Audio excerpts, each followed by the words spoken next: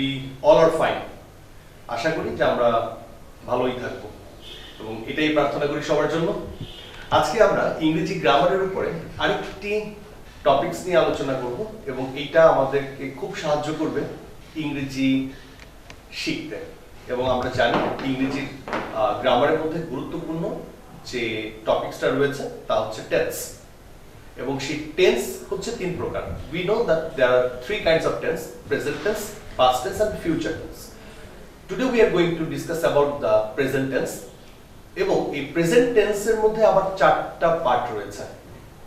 তো এই চারটা পার্টের প্রথম পার্টটা নিয়ে আমরা দেখব present indefinite tense, the first one; the second one present continuous; third one present perfect; and the fourth one present perfect continuous tense. But today we are going to discuss about present indefinite tense.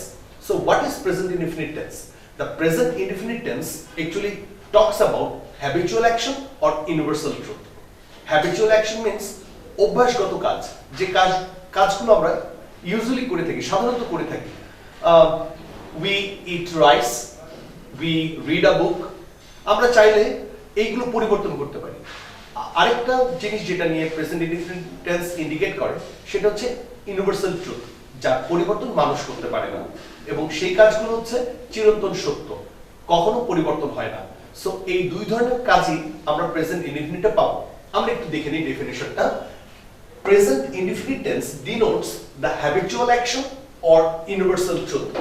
আমি আগেই ব্যাখ্যা করেছি habitual action কোনটা। Habitual action যেটা আমরা পরিবর্তন করতে পারি, যেটা আমরা ইউজুয়ালি সাধারণত করে থাকি, আমাদের অভ্যাসের কারণে করি, আমাদের প্রয়োজনের কারণে করি। আর ইউনিভার্সাল ট্রুথ যেটা চিরন্তন সত্য, যার পরিবর্তন হয় না, যেটা পরিবর্তন মানুষ করতে পারে না, which we cannot control. So these are present indefinite tense. আমরা যখন ট্রান্সলেট করব, we need to learn how to recognize this is present indefinite tense and this is present continuous tense, or this is present perfect or present perfect continuous tense. So we need to know how to recognize. That is the important rules. So we will discuss it later. Now see the structure of this tense.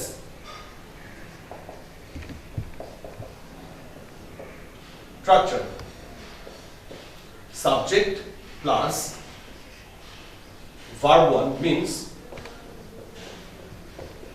present form of verb plus object.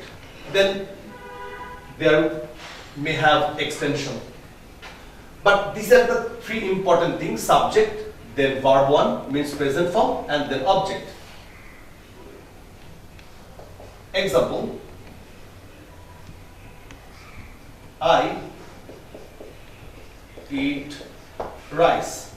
So here subject is I, eat is the present form of verb V1, and rice is object. So these are the structure of present indefinite tense. So when we want to write present indefinite tense, we need to take one principal verb.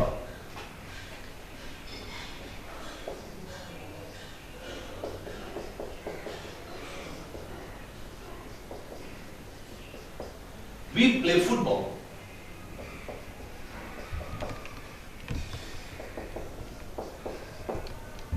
We play football in the field.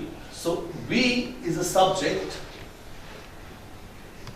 play verb 1, football object, and this is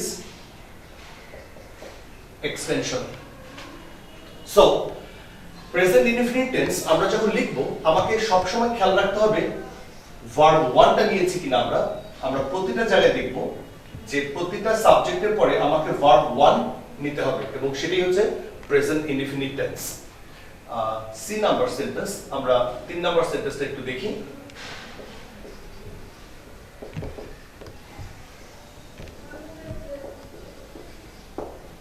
She sings a song. Here subject হচ্ছে she, সাবজেক্টের পরে আমরা structure অনুযায়ী verb 1 নিব। verb 1 means present form of verb. So here sings is a verb 1, present form of verb, and a song is an object.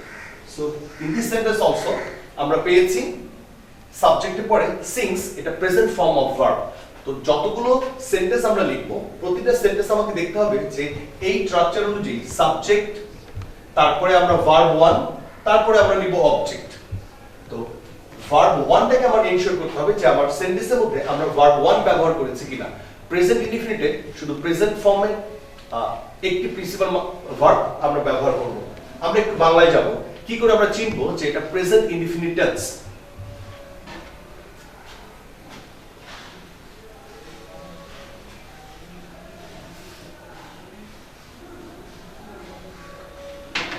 বাংলায় ক্রিয়ার শেষে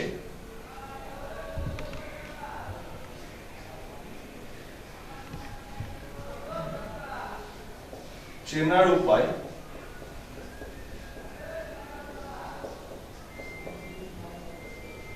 বাংলা ক্রিয়ার শেষে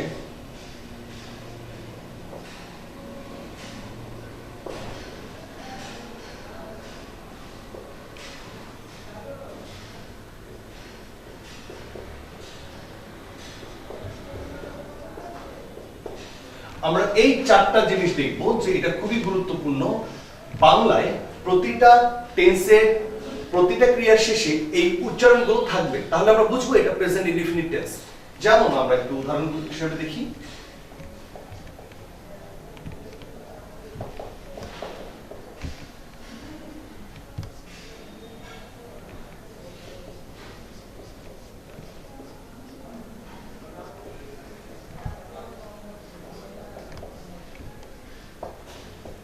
এখানে আমি বই পড়ি, এখানে ভার্বটা হচ্ছে পড়ি, তাহলে পড়ি এর উচ্চারণটা কি দাঁড়াচ্ছে? আমি বই পড়ি, এটা যদি ভার্ব হয় তাহলে এর উচ্চারণ দাঁড়াচ্ছে পড়ি ই। তাহলে যখন এই উচ্চারণটা আমরা পাবো তখন আমরা বুঝে নিব এটা present indefinite tense. Very easy, এবং আমি জানি যদি এইটা একটু আমরা মনে রাখি আমাদের ট্রান্সলেট করতে খুব সহজ হবে। তাহলে আমি বই পড়ি, এখানে শেষে ই হচ্ছে, তাহলে এটা প্রেজেন্ট ইনডিফিনিট টেন্স। এবং আমরা জানি প্রেজেন্ট ইনডিফিনিটে আমাদের স্ট্রাকচারটা হচ্ছে subject plus verb 1 plus object. এখন যদি আমি এটাকে ইংরেজিতে ট্রান্সলেট করতে চাই, ইংরেজিতে যদি আমি এটা লিখতে চাই, তাহলে সাবজেক্ট আই, এবার আসবে ভার্ব 1 পড়ি, তাহলে পড়ার ইংরেজি হচ্ছে রিড, তারপর অবজেক্ট হচ্ছে বই। I read a book, তাহলে কি পেলাম? Subject, verb 1, object.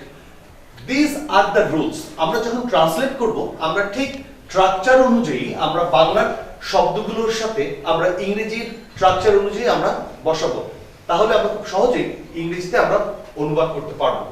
এবার আমরা যাব সেকেন্ড এক্সাম্পল।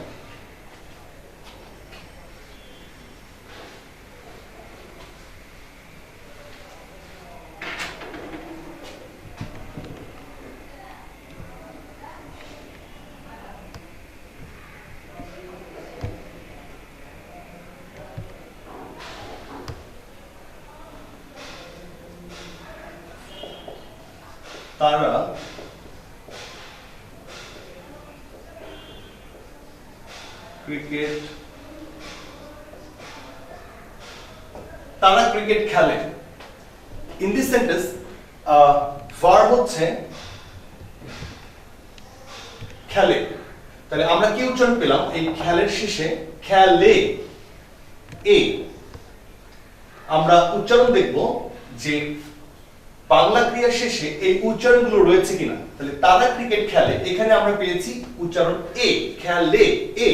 সুতরাং this is present indefinite tense. এবং আমরা স্ট্রাকচারটা জানি subject plus verb 1 plus object. সুতরাং আমরা এই স্ট্রাকচার অনুযায়ী এখন আমরা এটাকে ইংরেজিতে ট্রান্সলেট করব। তাহলে এখানে সাবজেক্ট কোনটা? তারা, দে।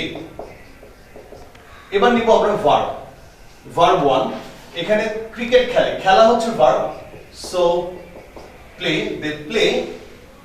অবজেক্ট হচ্ছে ক্রিকেট, দে প্লে। তাহলে আমরা পেয়েছি subject verb 1 present form of verb and object. So these are the rules. যখন আমরা কোনো বাক্য দেখব বাংলা ক্রিয়া, আমরা দেখে নিব উচ্চারণগুলো কি আছে এবং ট্রান্সলেট যখন আমরা করব তখন আমরা সাবজেক্ট ভার্ব অবজেক্ট এই স্ট্রাকচার অনুযায়ী আমরা অনুবাদগুলো করার চেষ্টা করব। তাহলে আমাদের অনুবাদও কারেক্ট হবে এবং আমাদের সেন্টেন্সটাও ভুল হবে কম। আমরা দেখি আরো কয়েকটা एग्जांपल, তাহলে আমাদের জন্য আজকে প্রেজেন্ট ইনডিফিনিট টেন্স আরো সহজ হয়ে যাবে।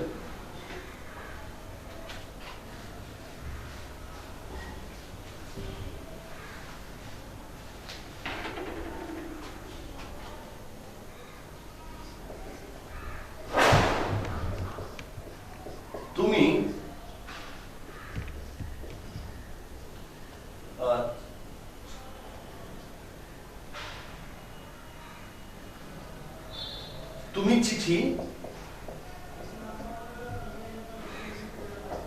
তুমি চিঠি লিখো।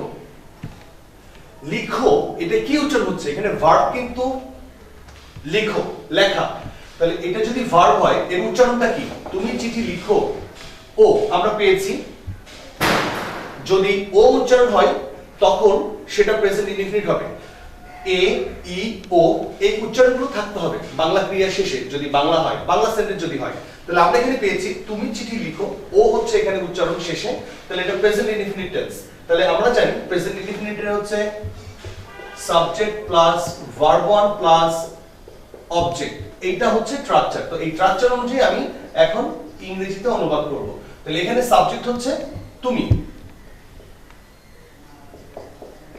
ইউ আমরা সাবজেক্ট নিয়েছি, এবার আমরা ভার্ব 1 নিব এবং এখানে হচ্ছে লেখা হচ্ছে ভার্ব, তাহলে রাইট, ইউ রাইট, এবং অবজেক্ট হচ্ছে চিঠি, ইউ রাইট এ লেটার। তাহলে আমরা এখানে ভার্ব পেয়েছি, তাহলে সাবজেক্ট পেয়েছি, ভার্ব 1 পেয়েছি, অবজেক্ট পেয়েছি। So this are all present indefinite tense. আমরা মনে রাখবো বাংলায় সাধারণত এই উচ্চারণগুলো থাকবে। প্রত্যেকটা ভার্বগুলোকে আগে বের করব, উচ্চারণ দেখব এবং স্ট্রাকচারটা লিখে তারপরে সেই অনুযায়ী আমরা ইংরেজি করার চেষ্টা করব। তাহলে আমাদের ইংরেজিটা আমরা নির্ভুলভাবে লিখতে পারবো এবং আমরা সঠিকভাবে ইংরেজি গ্রামারে আমরা ভার্বের ব্যবহার এবং সাবজেক্টের ব্যবহারগুলো সঠিকভাবে করতে পারবো। I hope that student you will learn it, you will practice it and you will remember it. Thank you all. Stay safe.